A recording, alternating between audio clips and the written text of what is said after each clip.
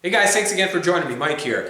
In today's video, what I'm going to do is I'm actually going to put the boards on the face and the sides and finish this range hood up. I did post a video, which you can see right here, of when I did build this frame.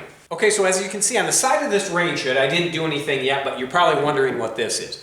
Well, what I know I'm going to do with this, finishing this off, is I'm going to put a 3/4 inch board around this side, the front, and on the other side. I just don't have that board yet, and I'm not sure exactly the wood that we're going to use.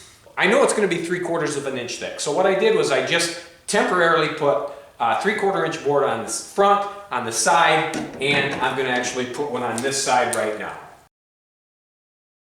Okay, so I got that done. So I'm just going to call that the skirt. That's going to basically be the skirt that goes around this thing. So what we're planning on doing with this range hood is we are going to use this tongue and groove. It's a 7-inch, and we're going to stack them, and go around the side, the front, all the way up to the top. And then when we get to the top, we're going to do some type of a crown molding. You can see on the one here is the one I did a couple years ago, and it is the same type of thing, but we ended up staining that, and that was a pine wood car siding we used. Okay, so I'm not going to go into too many details with this frame, but I did want to mention, in that previous video that I did where I built this, you remember that I said that I wanted this front tilt or angle to be the same as the side tilt or angle. And I ended up coming up with a 10 degree. So cutting the boards on a miter, on the corners, I think that 10 degree is still going to be a number I use for planking the outside of this. Okay, so it's coming together pretty good. It did take a little bit of figuring, but the number 10, if you remember from my last video, the number 10 angle that I'm using, it comes into play when I'm making these cuts too. Here, I'll explain. If you remember, the angle 10 was the number I used for the front tilt and the side tilt. All I did was put this miter box on the 10 on here, and then when I got to that tricky board in the front that needed 2 cuts, I put this on 10, and then I actually tipped this down here until it was on 10 as well. And that gave me that goofy cut on that front support bracket. Okay, so now with this board, the 10 comes into play as well. The 10 down here comes into play, but not the 10 up here. Okay, so the 10 works the same as the angle, because this angle right here, we're still going to be using on the frame. But what the difference is we're no longer going to be using this as a 10. We're going to be using this as a 45. So the deal is you put this on 10, you get your board here. So now instead of tipping this and stopping at 10, you tip it all the way to the 45, okay? And then you lock it in place. So I've got a 10 here, I've got a 45 here, and then I'm able to make my cut right there. And that's the angle that works on these boards, both left side and right side and the front boards. So you might be asking yourself, well, God, that doesn't make sense. But it kind of does if you think about it, because the 10 on this board in both directions, all it was doing was giving me the same tilt back and the same tilt sideways. Now if you think about it, these boards right here, I'm doing a miter cut on them. So this board right here is a 10, and the board that I put over here is going to be a 10 on the angle.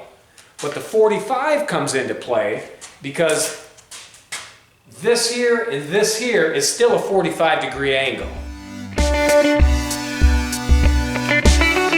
I'm not going to fasten these boards onto here right now, because what you have to do is you actually have to install this frame first in place on the wall when you're ready, and then you can put these boards on. As you can see, I do have the planking on all 3 sides. You can also see on the top I did cut a little piece of wood up there, and I've got one here with the mitered corners, so I'll probably end up putting those together and around the other side as well. And then probably what we'll do is we'll end up topping it off with some type of a crown molding. So now what I'm going to do is take it all apart. I'm going to number the back of them so I know where they go.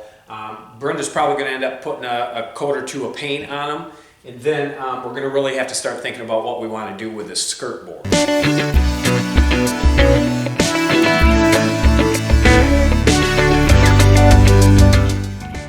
Okay, so we got the range hood frame in its final resting place. We actually have the range hood mounted to it. Everything works with it, so now it's time to finish it off. Earlier I mentioned that we weren't exactly sure what we were going to do with this bottom portion, the skirt section, what I like to call. But what we decided to do was go with a piece of yellow birch. I picked this up at the store. It was in the random length section, and it's going to work out perfect. The graining in here is really nice, and I think once Brenda gets it all stained and finished, she'll be able to tie it in really nice with the rest of the wood that we have going in our new house. So what I'm going to need to do with that yellow birch is I'm going to need a piece for this side, the front, and on this side. And what I'm going to do is I'm going to miter the corners in the front here, and then it'll just be straight cuts in the back where it meets up against the subway tile.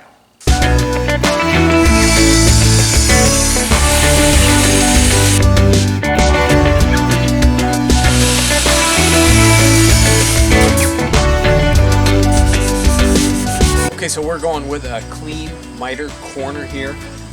All I did was glued it, nailed it, let it dry, and then what I did was I took some wood filler and I filled in this little gap right here. It wasn't too bad, but I could have made it better. So I filled it in, and now all I'm doing is sanding this up good, and I'm going to end up with a nice clean look here.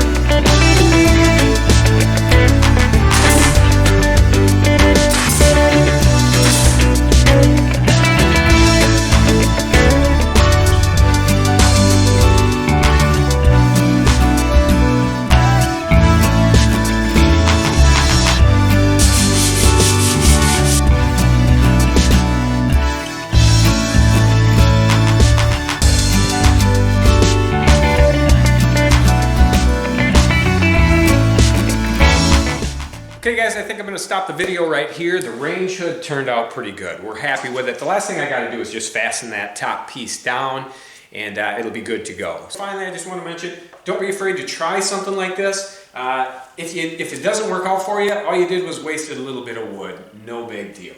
But if you do try it and you take your time and really pay attention to detail, you can end up with something that looks like this. I'm not a woodworker by trade, and trying to build something like this can seem a little bit difficult, but once you get the angles that you want figured out, it's really not that big of a deal. Like I mentioned earlier, I did do a video where I made the frame to this, and once you got the frame done, you can skin it with anything you want. And then also, if you do decide to go with a plank like this, don't cut corners on trying to rush through the end of it once you get it put together, because there is a little bit of time involved in filling all the nail holes. And if you do end up with a little space or a little gap on these corners, all you have to do is just make sure you put a lot of wood filler in there, let it dry overnight, and then take your time and sand it to perfection. Give it a couple good coats of paint, and you end up with a great result in the end. So anyway guys, hopefully this video helped you if you do decide to do a range hood like this, and we will catch you next time.